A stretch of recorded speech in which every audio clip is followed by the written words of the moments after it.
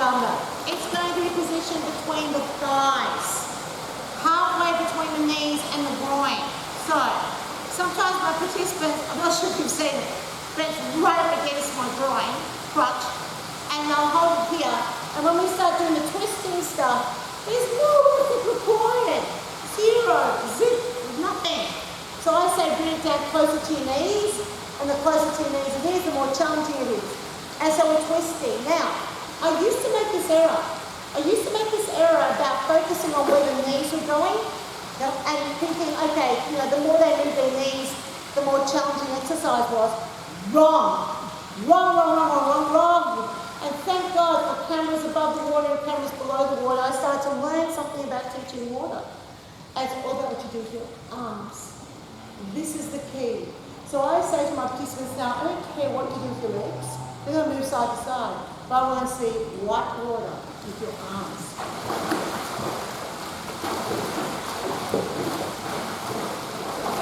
And when you use that cue, you'll get a completely different intensity change. Because to create white water, I need to move with enough power, fingers open, and that will automatically increase the speed of their movement. So you don't even need to tell them how fast you go. Just say, I don't care what you do with your lower body, it's going to twist. I want to see white water with your hands. So, fingers open. Notice that my elbows are bent. They stay bent. So I'm not doing this. Way too slow, but again, no white water. The key is white water. Tell them that they need to create white water and keep going till they feel the white water happening around their bodies. They can see that turbulence. Now you're watching it from there. You can see my sort of turbulence from after, so you can tell what the participants are doing when you're watching it from through there. Okay, so all that with the fingers doing, fingers spread open, your palms are turning in the direction of the water, and your dumbbells down in your knees. Great little cardio exercise. Great for those participants who say, give me some abdominals, I want abdominals. This will do it, and it'll tick a couple of boxes, cardio and abdominal training. There's an upper body work there as well. And that's this week's aqua tip. Twisting with the dumbbell between your thighs. So firstly, I will say put the dumbbell between your thighs, halfway between your knees and your groin. So I'll actually point at those 2 points. And then lift the knees up and twist. Now I don't care where your knees are going, all I want to see is lots of white water with your arms. So let's just break down what I just did. Firstly, and we'll be giving that quickly. So those instructions can't be given out super slow because you want them moving quickly.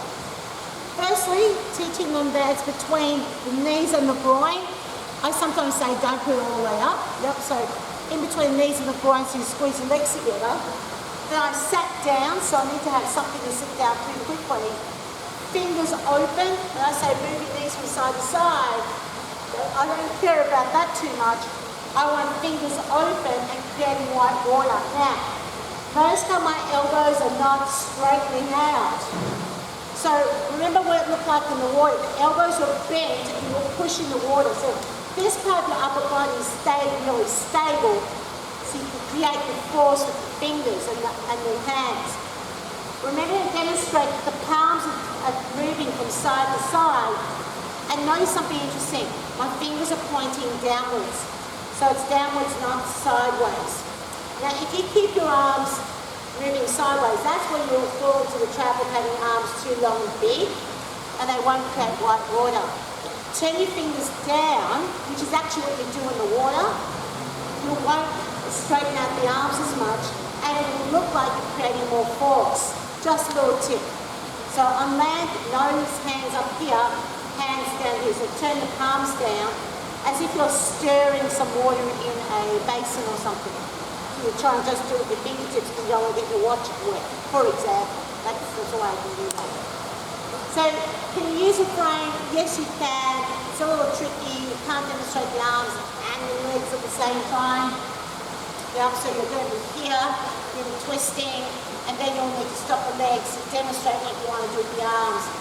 I like it, if it's possible, to demonstrate the full picture as quickly as possible if I've got a tool that will help me do that. And in this situation, it's definitely a chair.